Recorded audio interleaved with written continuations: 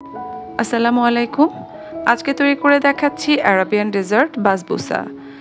যারা একটু ভিন্ন ধরনের ডেজার্ট ট্রাই করতে চান তারা বাসবুসা ট্রাই করে দেখতে পারেন।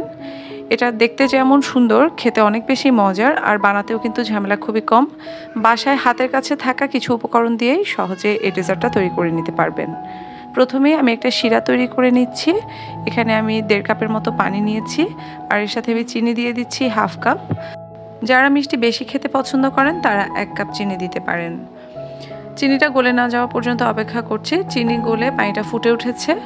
এবার আমি আরও 2-3 মিনিটের মতো পানিটাকে ফুটিয়ে নিচ্ছি। শিরাটা নামানোর আগে এখানে আমি 1 টুকরো লেবু থেকে কিছুটা রস চেপে দিয়ে দিচ্ছি, এতে করে চিনিটার দানা বাঁধবে না। শিরাটা যেরকমভাবে রেডি করেছিলাম ঠিক সেরকমই থাকবে।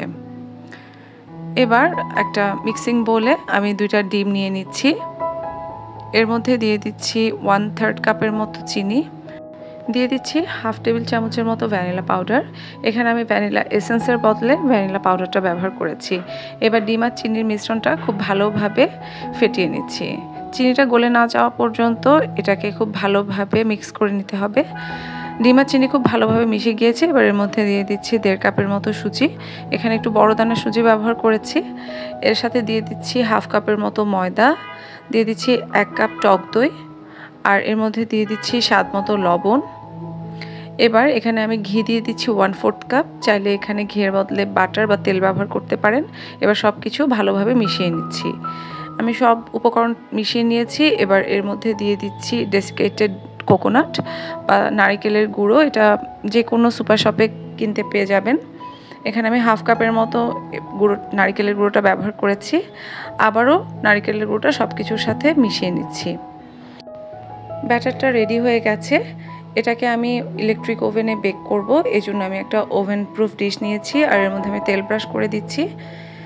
ওভেনে 180 ডিগ্রিতে আমি এটাকে 35 মিনিটের মতো বেক করব। এবার ব্যাটারটা ডিশে ঢেলে দিচ্ছি। ডিশে ব্যাটারটা ঢেলে একটা চামচ দিয়ে চারপাশে সমানভাবে এটাকে ছড়িয়ে দিয়েছি। এবার এটাকে ইলেকট্রিক ওভেনে 30 থেকে 35 মিনিটের জন্য দিয়ে দিচ্ছি। 30 মিনিট পরে আমি কেকটা বের করে নিয়েছি। এবার আমি এটাকে ছুরি দিয়ে কেটে নিচ্ছি। এটাকে আপনারা আপনাদের পছন্দ মতো টুকরো করে নেবেন।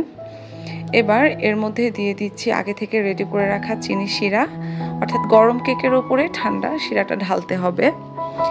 ঢালার কিছুক্ষণের মধ্যেই কেকটা শিরাটাকে সোক করে নিবে। আমি একটা টুকরো উঠিয়ে দেখাচ্ছি এটা কেমন হয়েছে। এই কেকটা খেতে খুবই মজার আর খুব সুন্দর একটা ফ্লেভার এই কেকটাতে পাওয়া যায়।